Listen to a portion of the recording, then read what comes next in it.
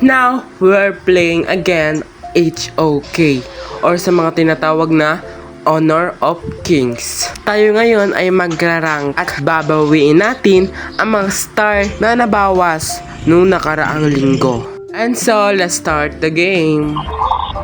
And now, the game is starting. Now, my role is Clash Lane. The one and only my favorite lane. In that time, pinapanalangin ko na huwag iban si Ogran. Because Ogran is my favorite hero in Clash Lane and for the jungle. And so guys, napagbigyan ako ng pag-asa. Hindi na naban si Ogran.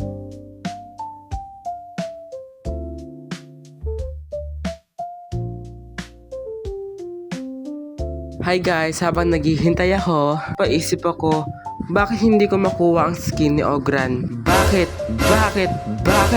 Ate Sholahey, baka naman, pahingi ako ng skin ni Ogran. Sa di nakakakilala kay Sholahey, ito ang kanyang YouTube channel, Facebook page, and TikTok account. She's my only one idol gaming creator. Shola, ganitong skin please. So, let's start it. Wala pang patupig-tupig pa, kakaraka. In 5, 4, 3, 2, 1. At feeling ko nga guys dito para mahihina yung mga kalaban ko. Tingnan nyo guys. Diba guys, alam mo na kung sino ang matatalo. Hi guys, pag start ng game ay pumunta agad ako sa akin lane at bumili ng mga appliances. Nung nakapunta na ako sa lane ko, sinungguban ko agad itong kalaban ko. Tila pa'y gustong tumakbo, pero hindi ka nasisikatan ng araw. Sabi ni Fernando po, isang bala ka lang. At next guys, inaabangan ko si Biron. Kung makalaban ay wagas, ang sasabihin ko ay isang bala ka lang. Ay gagi pala, naglagpas. Pero hindi ka nasisikatan ng araw. Sa ngalan ni Alice Guo, tumba ka. Pagkalipas nga ng isang oras, balak pa sana akong sugurin ni Biron. Ngunit siya ang umatras. Duwag naman pala si Biron At sa mga oras nito, nakita pala ako ni Biron. At balak pa akong sugurin. Pero hindi siya magtatagumpay. So umatras muna ako guys, baka kasi mapatay ako. At bumalik ulit at sinugod si Biron. At napaatras nga ako dyan, baka hindi kayanin na Ogran. Balak ko sana mag-teleport. Pero napindot ko yung attack. Kaya yun, lumapit. Gusto pa nga ako atake ni Biron. Kaso hindi siya magtatagumpay. Siya pa rin ang patay. So guys, nang-teleport muna ako sa base kasi nanghihina na talaga si Ogran. Baka di niya nakayanin. At pagkapunta ko nga sa Clash Lane at nakita ko to si Biron. At may balak pa siyang tumakbo. Pero hindi mangyayari yon. Wala pa rin siyang takas sa akin. Napalyado ang plano kasi nang flicker siya.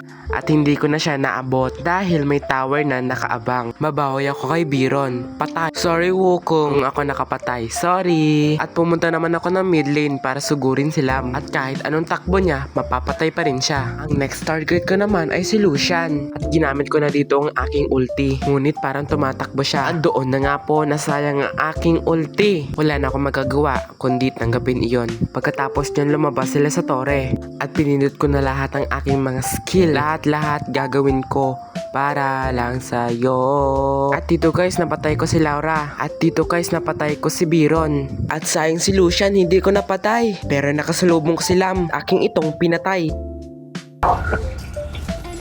At ngayon guys, tinatarget ko si Francis Frost. Pero sayang, andun siya sa tore, hindi ko siya malalapitan. Sinayang ko na naman ang skill 1 ko. At pumunta nga ako sa taas at may nakasalubong akong dalawang hero dito. At ngayon ko lang napansin ito. At pagkagamit ko nga ng aking ulti ay may lumalabas na knockback. Ngayon ko lang napansin yun. Sa ngayon, papatayin ko na dito si Biron. Sayang nakatakas pero pinagtulungan ako dito ng dalawa. Pinatay ko dito si Laura. Hanggang sa hindi ko na kaya at napapikit na ako ng mata.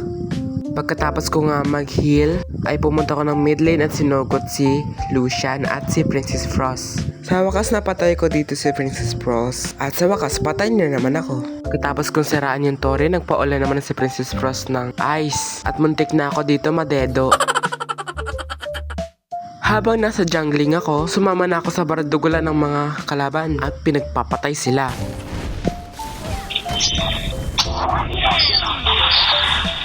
At patay na naman ako. Pumunta naman ako ng Clash Lane at sinugod ko yung master. Tinulungan ko na si mga friend baka mahirapan siya. Habang ako naglalakbay sa jungle at bigla na lang natapos ang laban.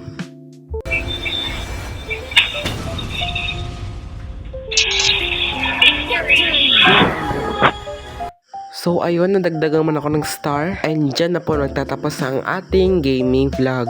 Ikaw, sinong paborito mong hero sa HOK or sa Honor of Kings? Comment lang kayo kung sino talaga ang inyong hero. So guys, dito na mag-e-end.